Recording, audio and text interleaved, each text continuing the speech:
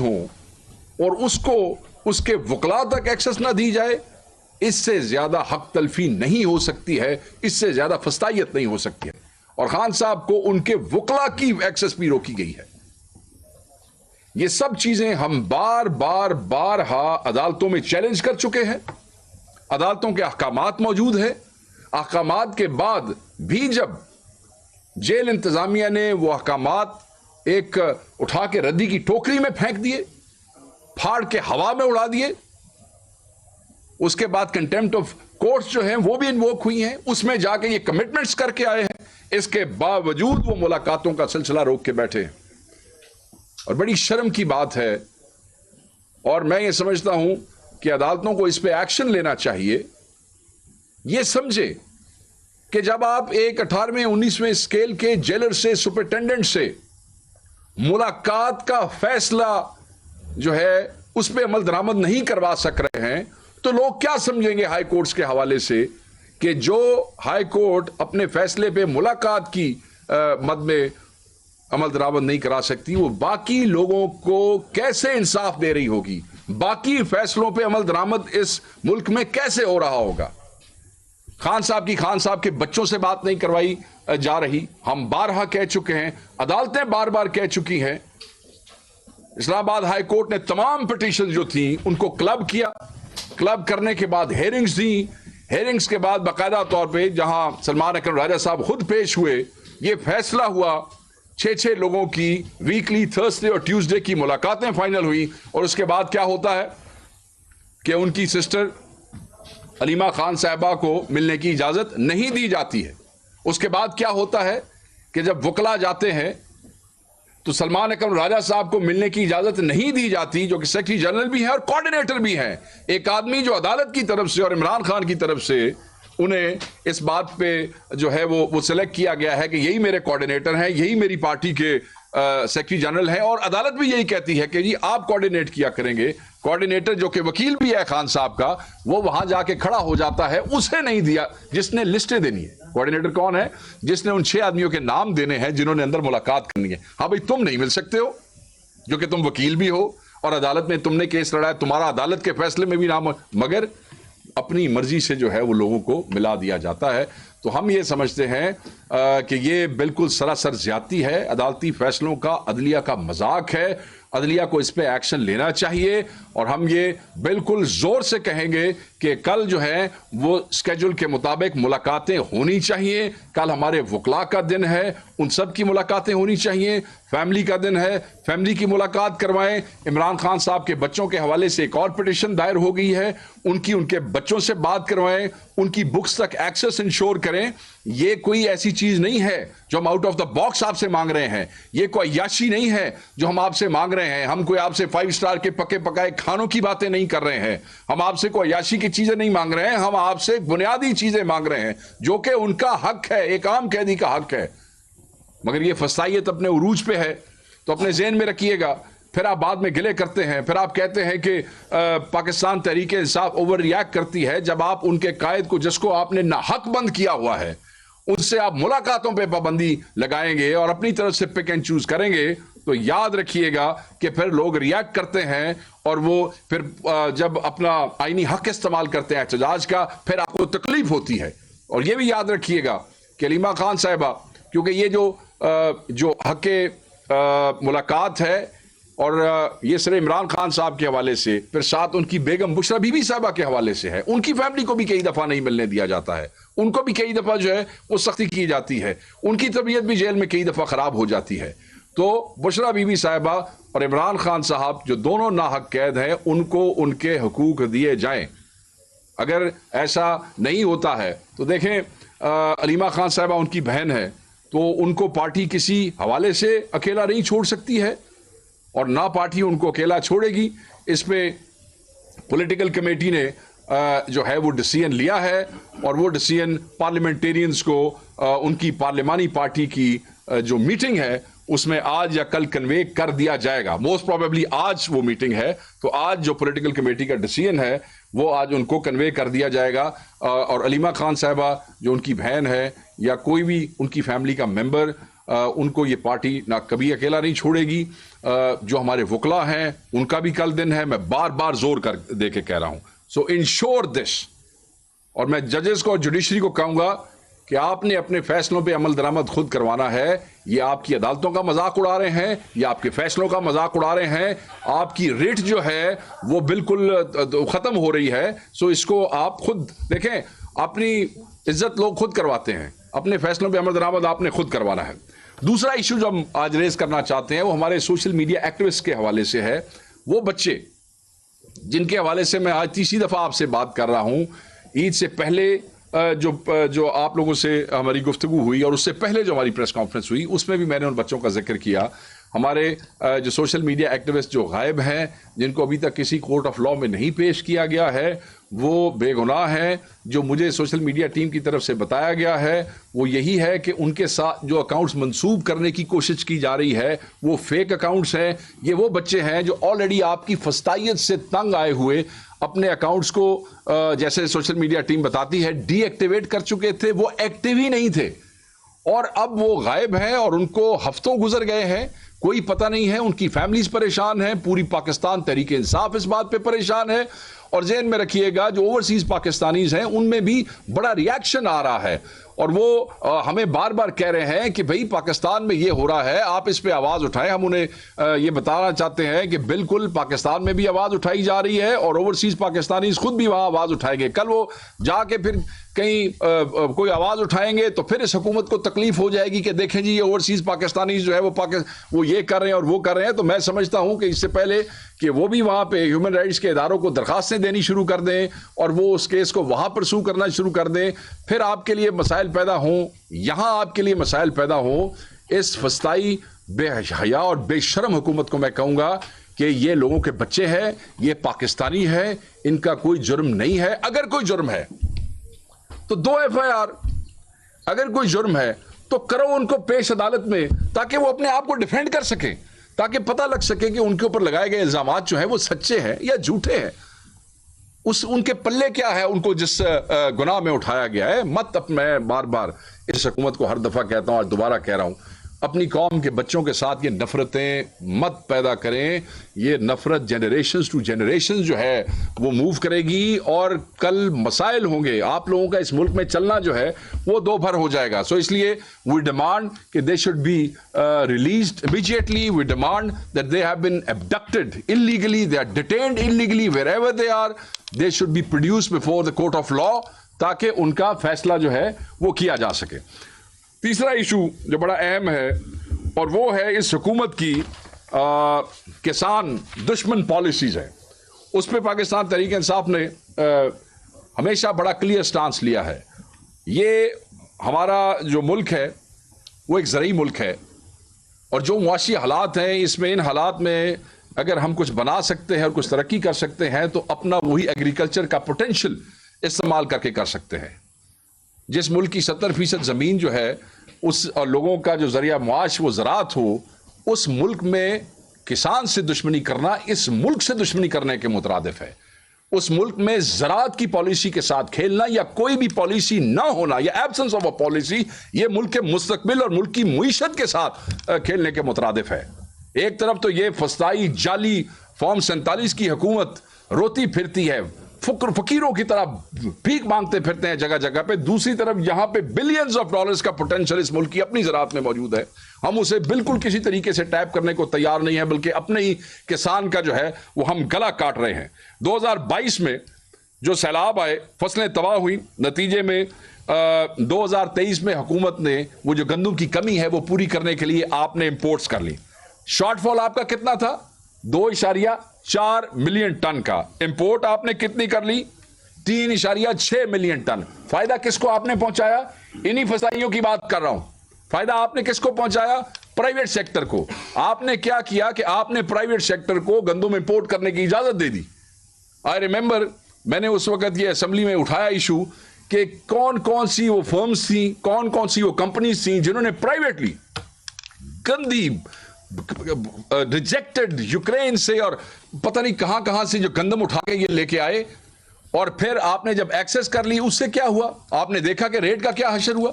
आपने देखा कि लोगों की सेहत के ऊपर वो और उससे फिर एक बहुत बड़ा स्कैंडल जन्म लिया और उस स्कैंडल का आज तक पता नहीं लग सक रहा है। और मैं ये समझता हूं कि बहुत जल्द पाकिस्तान तहरीक इंसाफ के पब्लिक अकाउंट्स कमेटी के चेयरमैन, मुझे उम्मीद है वो उसको इसमें उठाएंगे, जुनैद अकबर साहब पब्लिक अकाउंट्स कमेटी में इस स्कैंडल को उठाएंगे, निकालेंगे सारी डिटेल्स ताकि कौम को जो है वो इस स्कैंडल की जो असल चीज है वो बताई जा सके और हकायक दुनिया के सामने लाए जा सके। इतना बड़ा खिलवाड़ इस कौम के साथ इन्होंने किया और फायदा प्राइवेट कंपनीज को। वो प्राइवेट कंपनीज किस किस के साथ कनेक्टेड थी, किस किस के साथ कनेक्टेड है, it has been discussed over and over again. आपको याद रहे कि बम्पर प्राइस हो गई अगले साल, अब बम्पर प्राइस हो गई, आप ऑलरेडी 3.6 मिलियन टन लेके बैठे हैं। क्रॉप जो है आपकी बम्पर क्रॉप हो गई, 3.6 मिलियन में आपने एक्सेस गंदम मंगवा ली, बम्पर क्रॉप भी पड़ी है, एक्सेस भी पड़ी है। किसान तबाह हो गया, कोई रेट ही नहीं रहा, बिल्कुल फारिग हो गया। बाद जब आपने ये कह दिया कि जनाब हम 3900 मन के हिसाब से गंदम की खरीदारी करेंगे, तो फिर आपने वो ऐलान तो कर दिया मगर आपने खरीदारी बिल्कुल ना की।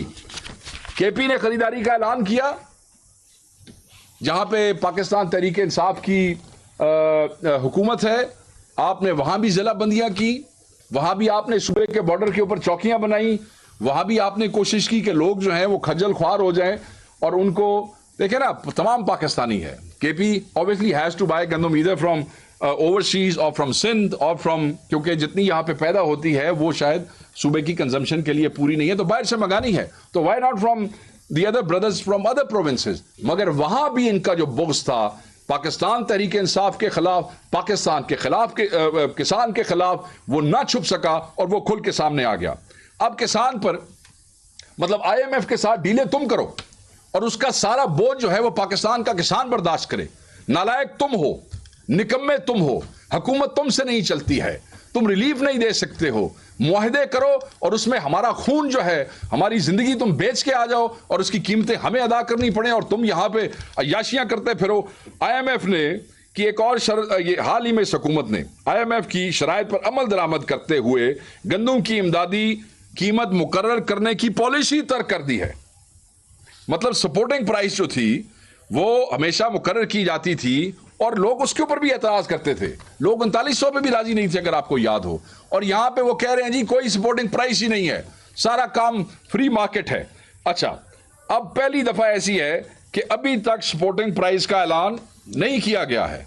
और आपको मैं बताऊं, ये इतना बड़ा क्राइसिस आ रहा है इस मुल्क के लिए, इतना बड़ा क्राइसिस आ रहा है कि आपकी सोच है, लोग अगले साल गंदम काश्त नहीं करेंगे, बिल्कुल काश्त नहीं करेंगे। फिर क्या होगा, फिर क्या हशर होगा, आपकी अपनी जरूरियात पूरी नहीं हो सकेंगी, फिर नए स्कैंडल्स, फिर आप गंदम जो है वो बाहर से बरामद करने की कोशिश करेंगे। पंजाब असम्बली में ज़रूरी टैक्स लगा दिया जनाब इन्होंने। आपको याद होगा कि तरमीमी बिल जो है ज़रूरी इनकम टैक्स का 2024 के मुताबिक किसानों पर 5 से 45% टैक्स लगेगा। 60 लाख की महाना की सालाना आमदनी पर किसान को 45% टैक्स देना होगा। 6 लाख से 12 लाख आमदनी वाले काश्तकार 15% टैक्स आयद करने की उन्होंने तजवीज़ दी थी और 12 से 16 लाख सालाना आमदनी वालों को 20%, जबकि 16 से 32 लाख सालाना पर 30%। लाइव स्टॉक पे भी ये कहते थे उस तरमीमी एक्ट में कि आप टैक्स लागू करें। मतलब है कि बिजली के बिलों की आप हालत देख लें, जो सब्सिडी दी गई थी ट्यूबवेल्स पे, आपको पता है वो भी विड्रॉ हो गई थी। आप DAP की कीमत देख लें, आप यूरिया की कीमत देख लें। किसान को आपने सहूलत क्या दी है जो आप उससे टैक्स ले रहे हैं भाई? वो तो अपना माल लेके बैठ जाता है, आप बाहर से इंपोर्ट कर लेते हैं, बिजली का बिल उससे पूरा नहीं हो रहा, बीज उसको उधार लेने पड़ते हैं, बीज उधार लेके वो जो गंदम उठाता है, जब वो उठाई जाती है तो उससे खरीदने वाला कोई नहीं होता। जहां से पेस्टिसाइड्स और बीज लिए होते हैं उधार, फिर वो बेचारा अपनी गंदम लिए फिरता है या चीनी लिए फिरता है कि भाई तुम इसको इसमें काट लो और किसी तरीके से मेरे पैसे पूरे कर लो। और फिर वो जो आगे पेस्टिसाइड्स वाले होते हैं या ये बीज वाले लोग होते हैं, वो अपनी मर्जी से बेचारे किसान को पैसे देते हैं। उन्हें पता होता है कि ये फंसा हुआ है, अब इसको हम जो देंगे वो लेगा, क्योंकि इसने अपने पूरे साल की रोटी अपने बच्चों की करनी है। यार ये तो दुश्मन है किसानों के, पाकिस्तान के दुश्मन है ये लोग। ये इस किस्म के IMF अपने घर के खर्चे, अपने वजीर आजम हाउस के खर्चे, सेक्रेटेरिएट्स के खर्चे, अल्ले तलल्ले याशियां, गाड़ियों के टायर्स, बुलेट प्रूफ के करोड़ों रुपए के, ये आप लोगों की प्रायोरिटीज है। ये आप लोगों की प्रायोरिटीज हैं। आप लोग हॉर्स एंड कैटल शो पे करोड़ों अरबों रुपए लगा लें, ये आपकी प्रायोरिटीज हैं। मगर किसान को लोग खो लो, किसान को जबा कर दो, किसान को तबाह कर दो।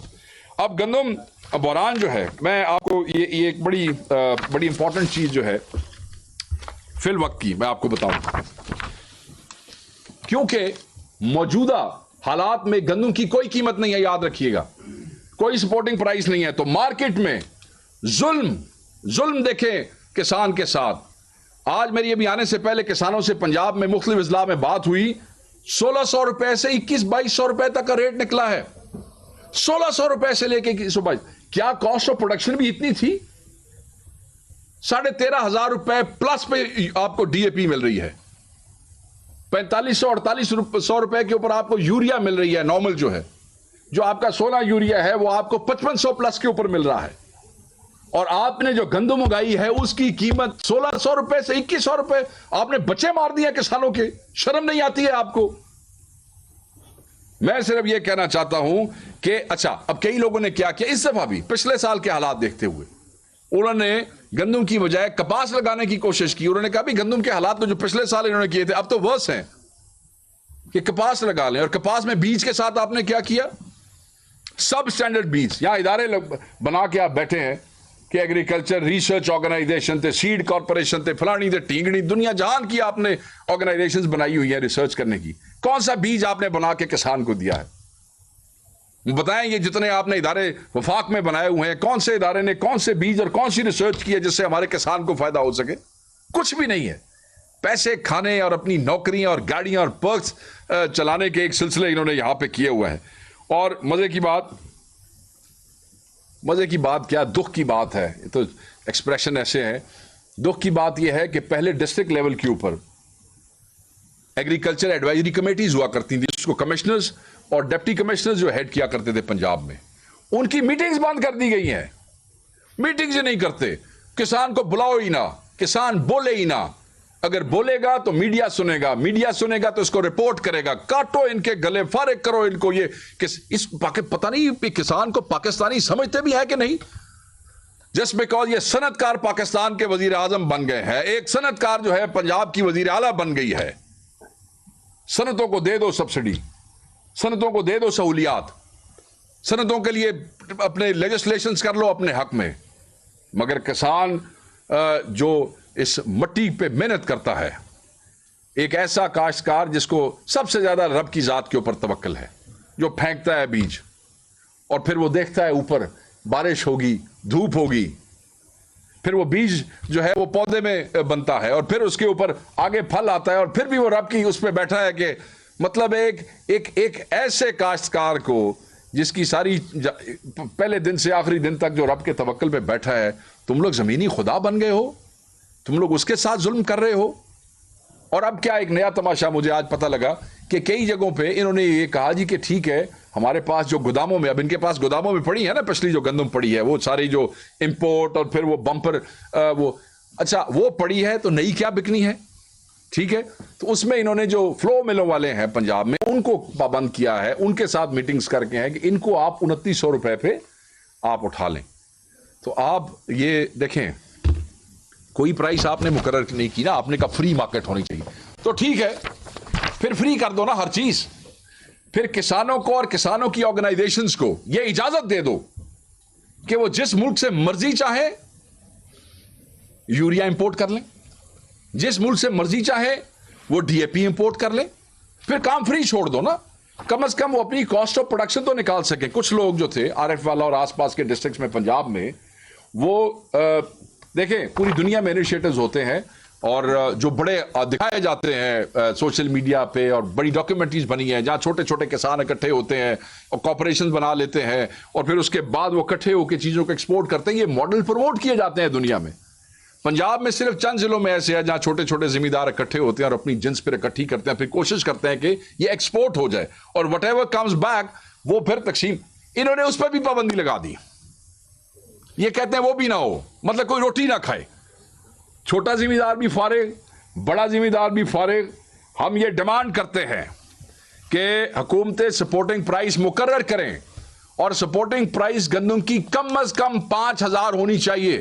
5,000 सपोर्टिंग प्राइस कम अज कम होगी तो तभी किसान अपनी जो जिन्स है, अपनी जो गंदम है, उसकी कॉस्ट ऑफ प्रोडक्शन जो है वो वापस ले सकेगा। पूरा साल अपने बच्चों को रोटी खिला सकेगा, यशी नहीं कर सकेगा, सिर्फ रोटी खिला सकेगा। बिजली के बिलों के साथ तुम लोग क्या कर रहे हो, पेस्टिसाइड्स के साथ तुम लोग क्या कर रहे हो। पेस्टिसाइड्स की कीमत जो है वो भी बढ़ती जा रही है, उसके ऊपर भी आपकी तरफ से कोई एक्शन नहीं है। जिम्मेदार को तो यार आपने ऐसे को हिंदुस्तानी फौज के सिपाही समझ लिया है कि ठीक है ना दे सिर लाई आओ तो कम चलाई आओ। इस तरह काम नहीं चलता है। तो हम ये समझते हैं कि इसको 5,000 पे आप ले जाएं, और अगर आप ना लेके गए तो ये याद रखिएगा कि ये एक बहुत बड़ी जो है वो तहरीक शुरू होने वाली है। और किसान जब बाहर निकलेंगे, जो कि बिल्कुल तैयार है, मेरी बात हुई है, मैंने बहुत सी किसान तंजीमों को सुना है, वो तैयार है निकलने के लिए बाहर। और वो सियासत के लिए नहीं निकलेंगे, वो अपने पेट के लिए निकलेंगे। और याद रखिएगा, जब लोग अपने बच्चों के लिए, अपने बच्चों के पेट पालने के लिए बाहर निकलते हैं तो फिर वो हर चीज दांव पे लगा के निकलते हैं। फिर तुम्हारी कोई दीवार उनको नहीं रोक सकेगी, फिर तुम्हारी ये फस्ताई हुकूमत की कोई रुकावट उनके लिए रुकावट नहीं रहेगी। और उस दिन तुम्हारा इक़्तिदार पाश पाश होकर रह जाएगा।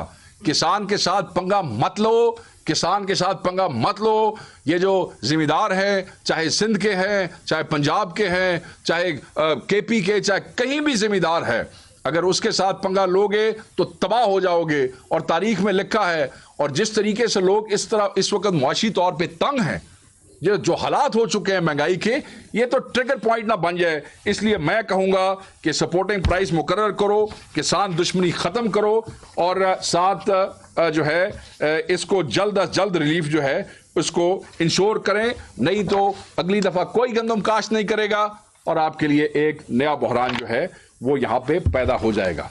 अब आखिरी चीज जो है जो मैं आपसे डिस्कस करना चाहता हूं वो भी बड़ी इंपॉर्टेंट है, और वो है जिनका आजकल मीडिया में, माजरत में थोड़ी सी गुफ्तगू लंबी होगी, बट मैं इसको इसी इशू के ऊपर वो करूंगा, मुझे अंदाजा है। और वो है सिंध में जो 6 नहरों के हवाले से आप पढ़ रहे होंगे पिछले कई दिनों से मीडिया में बड़ी आहो बका हुई है, और होनी भी चाहिए। सिंध में पीटीआई समेत 10 जमातें और अवाम सरापा एहतजाज, सब एहतजाज कर रहे हैं कि भाई ये नहीं होना चाहिए। जरदारी नून लीग ने कभी भी सिंध के अवाम के हकूक की जंग नहीं लड़ी है।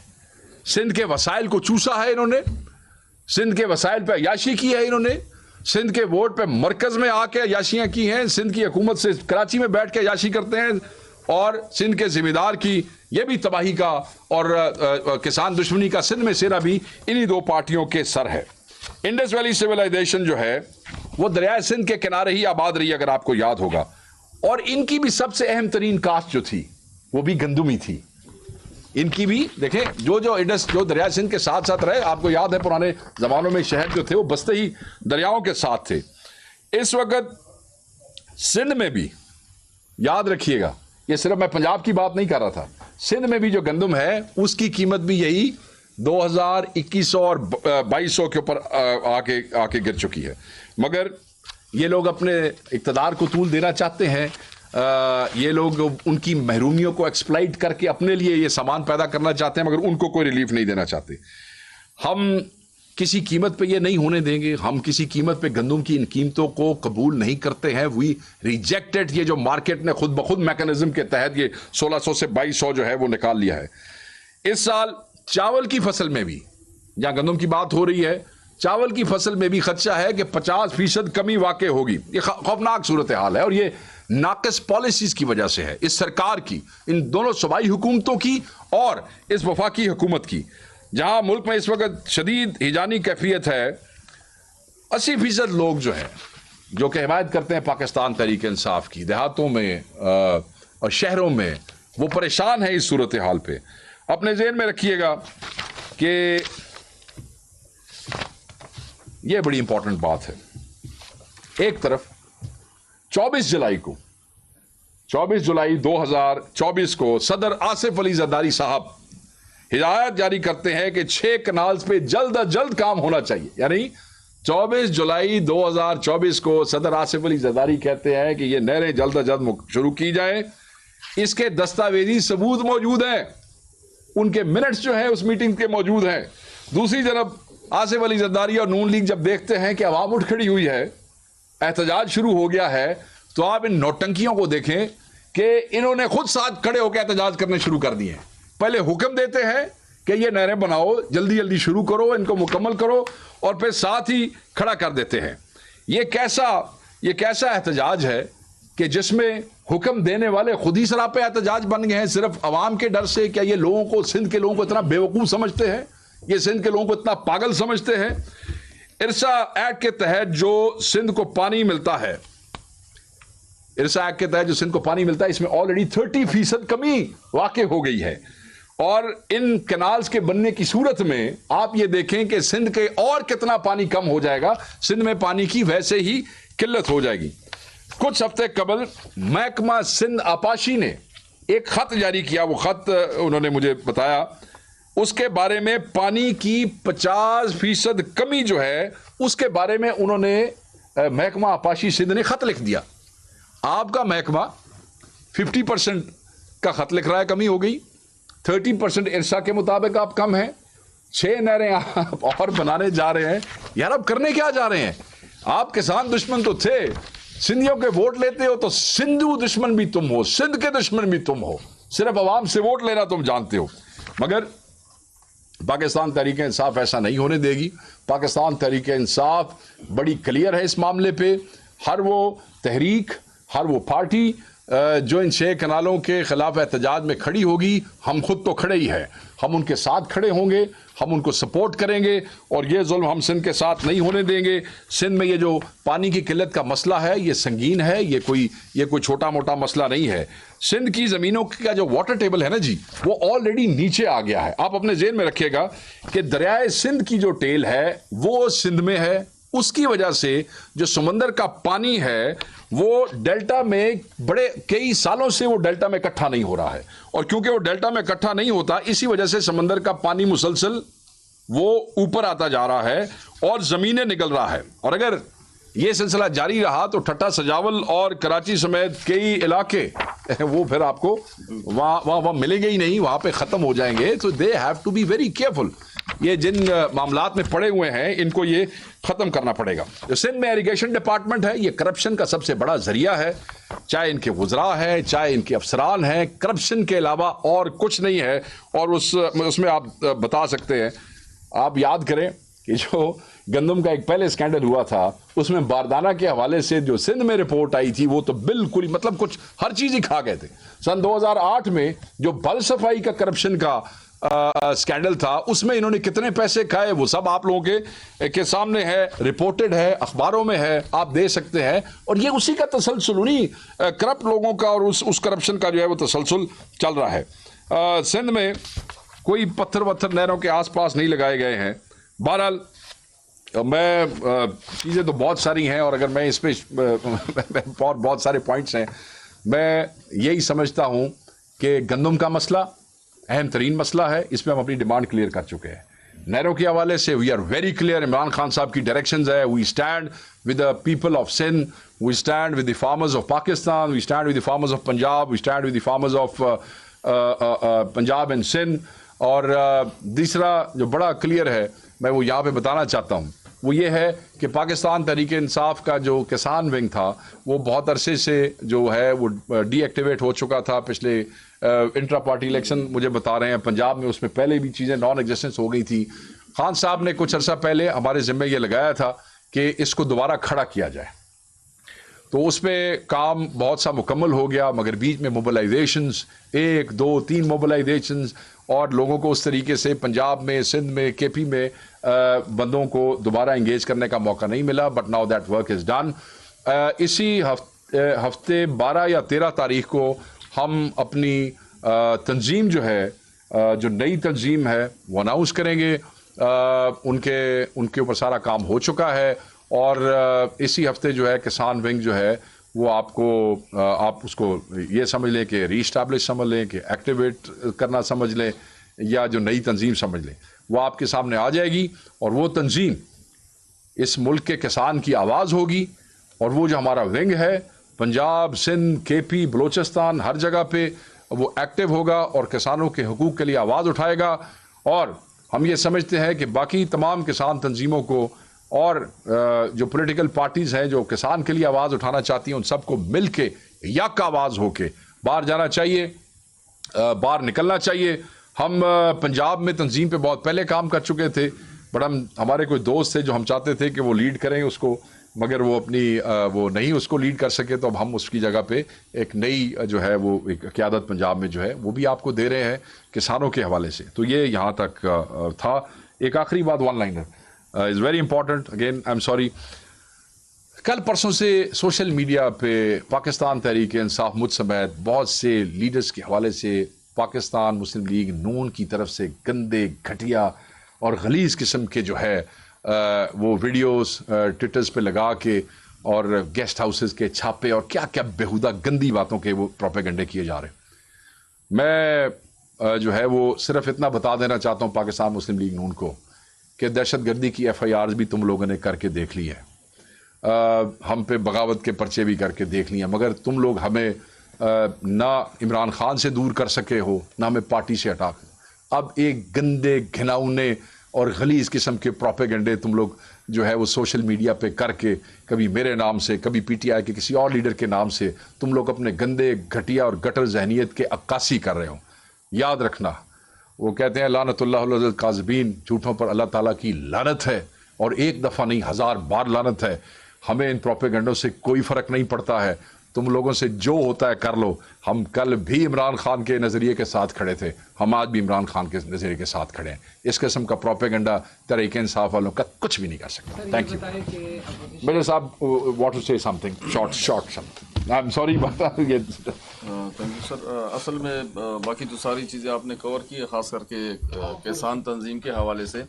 एक चीज़ जो रह गई है वो हमारे सीड्स के हवाले से है कि इस मरतबा इंशाल्लाह हम एक नया इनिशिएटिव लॉन्च कर रहे हैं कि जिसमें जो भी हमारी नई वैरायटी जो भी आएगी यील्ड को बढ़ाने के लिए, इसके लिए हम सबसे पहले तो 7 डिस्ट्रिक्ट हमने ऑलरेडी डिक्लेयर कर दिया कि उनको तमाम किसानों को हम फ्री सीड देंगे नई वैरायटी की। और इसके अलावा जो हमारी है बाकी डिस्ट्रिक्ट है उनके लिए भी हम अरेंजमेंट कर रहे हैं इंशाल्लाह कि ये जो अभी आने वाला बजट है तो इसमें हमारी कोशिश होगी कि इसमें हम अक्रॉस दी KP जो है ना पूरे पश्तूनख्वा में हम फ्री और नई वैरायटी सीड जो है वो किसानों को according to the land holding कि हम उनको प्रोवाइड करें। इसके लिए हम पूरा डिपार्टमेंट काम कर रहा है, क्रॉप रिपोर्टिंग सिस्टम है हमारा उसी हिसाब से। और दूसरी बड़ी बात यह है कि हम इस मरतबा एक और बहुत बड़ा अच्छा इनिशिएटिव लॉन्च कर रहे हैं जिसमें हम किचन गार्डनिंग के हिसाब से तमाम स्कूल्स और कॉलेजेस में जहाँ पे हमें पोटेंशियल मिलेगा और वॉलंटियर मिलेंगे तो हम एकेडमिक सेशन के अलावा किचन गार्डनिंग और उसमें हमें मशरूम भी शामिल किया हुआ है कि बहुत बड़ा कमर्शियल हमारे पास एक पोटेंशियल है, इसको हम एक्सप्लॉइट करेंगे ख़वातीन के लिए भी और यंगस्टर्स वैसे बंदे भी कर सकते हैं, शुड नॉट बी जेंडर जी। तो ये बहुत बड़े इनिशिएटिव है। और इस मरतबा पिछली मरतबा हमारी जो ADP थी, चूँकि नई नई हुकूमत बनी थी और हमारे पास चूँकि रेवेन्यू के हिसाब से सूबे के हालात भी बहुत ज़्यादा ख़राब थे, तो उसको अभी हमने इंशाल्लाह ताला चीफ मिनिस्टर ने अपनी निगरानी में सारा कुछ लेके बड़े अच्छे तरीके से रेवेन्यू रिपेयर किया हुआ है और इस वक्त हम सरप्लस में भी जा रहे हैं और ADP प्लस भी हमारा इंशाल्लाह अभी लॉन्च हो रहा है। तो उस हिसाब से हमने अभी नया जो ADP आएगा ये किसान दोस्त होगा इंशाल्लाह और बहुत बड़े अच्छे प्रोजेक्ट और अच्छे इनिशिएटिव इंशाल्लाह इसमें। Thank you ji. प्लीज बताएं कि अपोजिशन जमातों को साथ मिलाने वाली जमात मुनकसिम हो गई है, वज़ीर आला की एक ग्रुप हो गई है, स्पीकर साहब की दूसरी हो गई है, आतिफ खान साहब की तीसरी हो गई है और अब सुनाए कोई चौथी ग्रुप भी बनने वाली है। तो ये बताएं कि आप तो अपोजिशन को मिलाने वाले थे, खुद कैसे तकसीम हो गए। दूसरा मेरा ये सवाल है कि जो आप किसान तंजीम को फाल बना रहे हैं तो क्या अब इन लोगों को जेल जाने का आपकी तैयारी है या क्या है आपकी, बताएं। पहले मैं आपके पहले सवाल का जवाब दे देता हूँ। पहली बात तो ये है कि मैं आपके इस दावे से इत्तेफाक नहीं करता हूँ कि 4 ग्रुप बन गए हैं। देखिए, पाकिस्तान तहरीक इंसाफ बहुत बड़ी पार्टी है और इसमें बड़े वाइब्रेंट किस्म के लोग हैं। अगर आप ये देखें तो हमारी ज़्यादातर फॉलोइंग और इवन केपी के रैंक्स में जो ज़्यादातर लोग हैं वो यंग लोग हैं, एनर्जेटिक है, जल्दी एक्साइटेड हो जाते हैं और जज्बात में भी आ जाते हैं। बट उसको आप इख्तलाफ राय कह सकते हैं, आप उसको किसी चीज़ पे मुत्तफिक ना होना ज़रूर कह सकते हैं, मगर आप उसे इख्तलाफ या धड़ों का वो नहीं कह सकते। ये पार्टी मुत्तहद है इमरान खान साहब के नाम पे, इमरान खान साहब के नज़रिए पे, इमरान खान साहब के फ़लसफ़े पे। बाकी सब नॉनसेंस है एंड दैट डजंट मैटर। बस दूसरा आपका सवाल था कि क्या आप ये जानना चाहते हैं, अगर मुझे अपने बच्चों की, देखें मैंने आपको कहा कि ये जो अब मूव होने लगी है, जो अब ये किसान दुश्मनी ये हुकूमत कर रही है, ये कोई सियासी बात नहीं है, ये आप लोगों के लाइवलीहुड के साथ खेल रहे हैं। तो आपका क्या ख्याल है कि जब लोगों के बच्चे भूखे मर रहे होंगे तो लोग, do they really care about jails and do they really care about police उनके साथ क्या करेगी? They are anyway dying. भूख से मरने से बेहतर है कि वो सामने खड़े होंगे, हक के लिए खड़े होंगे। और जेलें, लोग जो है सियासी उसके लिए जेल जाने से नहीं घबराते। तो ये तो लोगों के रोज़गार की, लोगों के पेट की, लोगों के बच्चों की, लोगों के मुस्तकबिल की बात है। तो मैं ये समझता हूँ कि ये जेलें वेलें जो है ये मैटर नहीं करती हैं। कितनी जेलें भरेंगे, कितना किसान है, आपको अंदाज़ा है कितनी जेलें भरेंगे? जेलें थोड़ी रह जाएंगी, ये नहीं कर सकेंगे। मगर जेलों की तरफ हम जाते ही क्यों हैं? इंसान क्यों नहीं बनते? बंदे के बच्चे बने ना, जो उनका हक है उनको हक दें। Thank you. ड्रोन अटैक हुआ उस पर 2 किस्म के बयान आए, एक मुशीर इत्तलात साहब की जानिब से आया और फिर उसके बाद वज़ीर आला साहब ने उस पर एक इंक्वायरी कॉल की और कहा था कि हम तहकीकात के बाद बात करेंगे। तो क्या बना सर तहकीकात? देखिए जी, ये तो आपको उनकी गवर्नमेंट का कोई तर्जुमान बता सकता है, मगर जहाँ तक मेरा ताल्लुक है मुझे बड़ी क्लैरिटी है इस पे पार्टी का मौक़िफ़ क्या था। और मशीर इत्तलात का जो वज़ाती बयान बाद में आया, आपने शायद वो भी देखा होगा, उसमें उन्होंने एक वीडियो भी इशू किया। तो वो ये क्लेम कर रहे हैं कि उनका पहला बयान जो है वो तोड़ मोड़ के चलाया गया। तो उन्होंने एक वज़ाती बयान जो है वो अगले दिन शाम को इशू किया। तो मेरे ख्याल में जब वज़ाती बयान आ जाता है तो प्रेसिडेंस लेता है वो बयान पहले बयान के ऊपर, नंबर 1। नंबर 2, वज़ीर आला का जो मज़म्मती बयान आया वो आपके सामने है, उसमें पॉलिसी भी सामने है। खान साहब की ड्रोन्स के हवाले से पॉलिसी ही पीटीआई की पॉलिसी है और हर ओहदेदार उसको ओन करता है, चाहे वो चीफ मिनिस्टर है, चाहे कोई भी मिनिस्टर है इस पार्टी का। उन्होंने बिल्कुल वो मार्क की इंक्वायरी और होपफुली उसके ऊपर जैसे ही कोई फाइंडिंग्स आएंगी वो आपके साथ शेयर करेंगे। याद रखिएगा, दहशत गर्दी एक नासूर है, हम दहशत गर्दी की और दहशत गर्दों की मजम्मत करते हैं। और ड्रोन अटैक्स पाकिस्तान तहरीक इंसाफ के दौर में बिल्कुल नहीं हुए और हम इसको किसी हवाले, आपको याद होगा कि खान साहब ने वो जो मार्च किया था, वो गए थे वहाँ तक, वो उधर बॉर्डर तक, तो वो सारा भी ड्रोन्स के हवाले से था। Nobody can disown the policy of the leader Imran Khan साहब। यस सर, ये बता दीजिए, आपने खुद ही कहा था कि इमरान खान के साथ मनपसंद लोगों को मिलवाया जा रहा है, तो अब जो है वो वज़ीर आला उनसे मिल रहे हैं, तो उस पर सवाल या निशान नहीं, वज़ीर आला उसमें नहीं आते क्योंकि चीफ मिनिस्टर का अपना इस्तेहकाक है जो कि किसी और मेंबर कौमी असम्बली या सूबाई असम्बली से ज़्यादा है। और इस्तेहकाक की बात कर रहा हूँ, ऑफिशियल प्रोटोकॉल्स की बात कर रहा हूँ। वज़ीर आला भी अदालती अहकामात के तहत मिले हैं। अगर उन्हें कोई प्रेसिडेंस दी जाती या उन्हें कोई क्या उसे कहते हैं फ़ौक़ियत दी जाती तो फिर उनको ऐसे ही जाके मिला दिया जाता। उनके पास अदालती हुक्म है और उस अदालती हुक्म की भी कॉन्टेम्प्ट फाइल हुई है। सिर्फ हुक्म नहीं है, उस हुक्म को भी नहीं माना गया, उसकी कॉन्टेम्प्ट फाइल की गई और उनको भी महीने सवा महीने की स्ट्रगल के बाद इंश्योर किया गया मिलाने के लिए। मैं उनके बयान पे कुछ भी नहीं कहूँगा, वो आपको सुबाई हमारे दोस्त जो हैं वो उससे बताएंगे। स्वाति ने जो कुरान पे हाथ रख के बात की है, वीडियो बयान उनका है, क्या समझते हैं वो पार्टी को धचका नहीं पहुंचाए उसने? देखें, ये जो मानसेरे की जो पॉलिटिक्स है, हर इलाके की लोकल पॉलिटिक्स के अपने डायनामिक्स होते हैं, लोगों को हार्ट बर्निंग्स होती हैं, लोगों को इश्यूज होते हैं और ये बड़ा नेचुरल है। इस हवाले से उनके अपने व्यूज़ हैं और हम सब के व्यूज़ का एहतराम करते हैं। ये पार्टी के इंटरनल इश्यूज़ हैं, वो रिजॉल्व इट, कोई अड्डा रौला कोई नीचे। सर, तो उन्होंने तो पीटीआई, लेकिन पंजाब और सिंध में देखा जा रहा है कि कैदी कोई है नहीं, कोई है नहीं, सारे बात कर रहे, उधर गए, क्या कहेंगे सवाल? अब मैं पंजाब वाले हाँ, देखें वो मैं आपको बताता हूँ, वो उन्होंने आगे 2 दफ़ा रिज़ाइन किया था क्योंकि उनके ऊपर केसेस हैं बहुत ज़्यादा। उनके तमाम कारोबार जो है वो पिछले 9 मई से पहले से उनकी स्टील मिल्स वगैरह थी वो तबाह हो गई, बंद कर दी। उनके घर जो है उनको तोड़ा गया और उनके ऊपर 50+ केसेस हैं। ही इज़ ऑलरेडी, और उनके ऊपर ये बार बार सवाल उठता था कि जी आप मौजूद नहीं हैं और फिर भी आप, तो जिस वक्त एक नई जिम्मेदारी दी गई उन्होंने उसी वक्त ये मुनासिब समझा और उन्होंने उस वक्त भी जब हमने यहाँ मीटिंग बुलाई तो उन्होंने ऑफ़र किया मगर पार्टी ने माना नहीं। तो अब उन्होंने कहा कि नहीं, मेरे ख्याल में जो लोग फील्ड में हैं आप उनको मौका दें, तो दे आर। अच्छा, दूसरा आपकी वाली जो बात है, देखें मेरी बात सुने।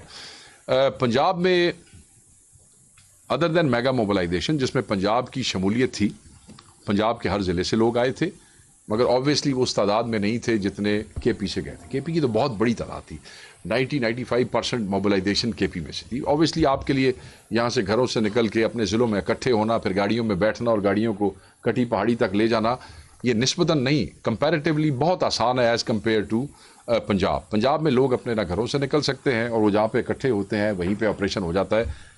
घरों से इकट्ठे होकर ऑपरेशन होना तो फिर उस दिन की बात है ना जिस दिन निकलना है। पंजाब में CTD, पंजाब में पुलिस, पंजाब में एंटी करप्शन 6 दिन पहले जो लिस्टें बनी हुई हैं पाकिस्तान तहरीक इंसाफ के लोगों की, बंदे उठाना शुरू कर देती हैं। इस माहौल के बावजूद पंजाबियों की जितनी कंट्रीब्यूशन तमाम मोबिलाइजेशन में मौजूद है उसको खान साहब 10 दफ़ा सराह चुके हैं और हम भी उनको सलाम करते हैं। वहाँ पे जो लोगों का हशर हो रहा है वो आपकी सोच से भी बाहर है, इसके बावजूद वो खड़े हैं। आप मुझे बताएं कि इस पूरे टाइम में क्या ये हुकूमत, ये फस्ताई हुकूमत, चाहे सूबाई है, चाहे ये है या इस्टेब्लिशमेंट है, क्या किसी पंजाबी को तोड़ सकी है? क्या हमारा कोई MPA जो है वो वहाँ से डिफेक्ट करा के ले गए हैं? किसी आदमी को देखा है जिसने खान के खिलाफ या तरीक इंसाफ के मार खा रहे हैं, सब कुछ कर रहे हैं, मगर इसके बावजूद वो बेचारे थोड़े निकलें ज़्यादा निकलें अपनी कैपेसिटी के मुताबिक जिस तरह भी। और फिर यहाँ पे तो पार्टी फैसिलिटेट करती है, वहाँ पे तो कोई फैसिलिटेशन नहीं है ना। वहाँ पे तो गाड़ियों का अरेंजमेंट नहीं पार्टी करके देती है ना, वहाँ पे तो पार्टी नहीं खानों का अरेंजमेंट करके देती है ना, वहाँ तो पार्टी साथ साथ कोई चीफ मिनिस्टर नहीं है जो साथ साथ जाता है ना। वहाँ पे तो अगर मैं अपने हल्के से निकल रहा हूँ मेरे भाई, तो ट्रांसपोर्ट भी मैंने खुद ही करनी है। उनको इस्लामाबाद तक 6 ज़िलों से घुमाऊँ या 2 ज़िलों से घुमाऊँ, पहुँचाना भी मैंने खुद है, उसके बाद ले जाना भी मैंने खुद है साथ। तो there is a difference, you can't compare. So you must praise the efforts of those people जो कि आपके केपी के माहौल से बिल्कुल एक मुख्तलिफ माहौल में, एक सिविलियन डिक्टेटोरियल रिजीम के अंदर रह रहे हैं वहाँ पे। सर ये बताइएगा कि पार्टी में रहनुमाओं का एक दूसरे पे एतमाद जो है वो कम होता जा रहा है। पिछले दिनों वज़ीर आला ने एक बयान जारी किया कि इमरान खान ने कहा था कि असद कैसर और इनको सूबाई टिकटें जारी ना करे क्योंकि ये मिले हुए हैं। इसी तरह आतिफ ने जो है वज़ीर आला पे इल्ज़ाम लगाया है। दूसरी तरफ आजम स्वाति का जो बयान आया है तो इस पर जो आपके सोशल मीडिया जो एक्टिविस्ट हैं, ख़ासतौर पर आदिल राजा, उन्होंने आज एक ट्वीट किया है कि आजम स्वाति जो हैं वो भी इस्टेब्लिशमेंट से मिले हुए हैं और उन्हीं के कहने पर जो है इस तरह के बयान जारी कर रहे हैं। तो क्या कहेंगे इसके सर? देखें, पहली बात तो ये है कि आदिल राजा साहब का PTI से तो ताल्लुक़ नहीं। आपने कहा आपके सोशल मीडिया एक्टिविस्ट, हमारे सोशल मीडिया एक्टिविस्ट तो नहीं है। हमारे तो हज़ारों लाखों वॉलंटियर्स हैं जो इमरान खान साहब से मोहब्बत करते हैं और दे आर, देखें डायस्पोरा में लोग मौजूद हैं जो कि पार्टी में पॉलिटिकली एक्टिव नहीं भी है, मगर इसके बावजूद they love Imran Khan, they love PTI and they keep supporting them. So उसमें वो वॉलंटियर्स हैं। अच्छा, दूसरी बात यह है कि आपने इख्तलाफात की बात की है। आतिफ खान साहब के हवाले से मैंने उनकी ट्वीट पढ़ी थी, उन्होंने बड़ा वाज़ेह कहा कि मैंने इस किस्म का कोई बयान नहीं दिया जो कि सोशल मीडिया से सुबह से उसमें सर्कुलेट कर रहा है। जुनैद अकबर साहब का भी ट्वीट बाद में आ गया, उन्होंने भी कहा मैंने कोई ऐसा बयान नहीं दिया। तो लोग मौक़ों की तलाश करके जो है इस किस्म का प्रोपेगेंडा कर रहे हैं, मगर जिस वक्त लोग ऑन ग्राउंड मौजूद हों वो फौरी तरदीद कर देते हैं। देखें, इख्तलाफ राय यहाँ पे दोस्तों का ये हेल्दी चीज़ है, ये मैटर नहीं करता। मैटर ये करता है कि they all are united on one man and that is Imran Khan and that what matters for us. Thank you. आखिरी सवाल। आखिरी सवाल है, वज़ीर दिफा साहब कह रहे हैं कि इमरान खान पहले हमारे साथ मीटिंगों में बैठता नहीं था और अब मिन्नतें कर रहे हैं। और ये भी बता दीजिए कि JUI के साथ जो आप लोगों का इत्तेहाद है उसमें क्या पेशरफ्त? देखें, वज़ीर दिफा बिल्कुल झूठ बोल रहे हैं। वज़ीर दिफा जो है वो एक मतलब है रंगबाज टाइप आदमी है और वो इस किस्म की गुफ्तगू करते हैं, उनको अपने बालों का भी हया कोई नहीं है झूठ बोलते हुए। इमरान खान ने ना आज से पहले कभी किसी की मिन्नत की है, ना दोबारा मिन्नत करेगा। इस मुल्क में मिन्नत करना तो बड़ा आसान है, बल्कि मिन्नत से पहले काम हो जाता है। भाई आप लोगों के प्लेटलेट्स गिर गए थे, आपने तो मतलब है कि खबरें भी चला दी थी कि पता नहीं अब क्या होगा, आपने तो अल्लाह के अमर भी सुनाने शुरू कर दिए थे लोगों को। इसके बावजूद आपके लिए जब आपने कहा जी हमने जाना है, जहाज़ भी आ गया और आप ऐसे अंगूठे अवाम को दिखाते हुए आप जहाज़ पे बैठे हो चले गए, तो आपका क्या ख्याल है कि अगर आपके लिए कतर से जहाज़ आ सकता था तो इमरान खान के लिए कोई जहाज़ बुलवाने औखा काम था? Imran Khan does not believe in deals, Imran Khan does not believe in any मिन्नत समाजत। Imran Khan is the only leader in Pakistan जो कि इस मुल्क के मुस्तकबिल के लिए, बच्चों के लिए कुर्बानी दे रहा है, अंदर है, इस मुल्क के जुडिशल सिस्टम के थ्रू बाहर आएगा, किसी मिन्नत से बाहर नहीं आएगा, ना वो मेहनत करना चाहते हैं। नंबर 2 आपने कहा, आखिरी बात मैं कर दूं, सारे लोग JUIF के साथ जो है जो मामलात हैं हमारे, तो उनके साथ जो गुफ्तगू होनी थी वो पूरी हो गई है। अब मौलाना साहब ने 15 तारीख तक जो है अपनी शूरा से, उनकी अपनी शूरा, अपने उनके दोस्त हैं, उनकी कोई गुफ्तगू सुनी चल रही है। ऑब्वियसली उनके अपने कंसर्न्स भी होंगे, जो कंसर्न्स उन्होंने हमारे साथ शेयर किए हैं, let me be very clear, उन कंसर्न्स के हवाले से हमने उनको बिल्कुल कन्वे कर दिया है पार्टी की तरफ से कि ये सारे ही काबिल हल हैं, इसमें कोई ऐसी चीज़ नहीं है जिसे हम हल नहीं कर सकते या हल नहीं करना चाहते। तो once we sit everything will be resolve, चाहे उनकी कोई डिमांड है या कोई उनकी कंसर्न है, उसमें पाकिस्तान तहरीक इंसाफ को पूरे करने में कोई वो नहीं है। और कई लोग हैं जो इस चीज़ को मुख्तलिफ रंग देना चाहते हैं। Chief minister is also on board, उन्हें भी कोई एतराज़ नहीं है। ये बात उन्होंने खान साहब को भी कन्वे कर दी और वो जो निगोशिएशंस कमेटी है उसको भी कन्वे कर दी। Thank you very much.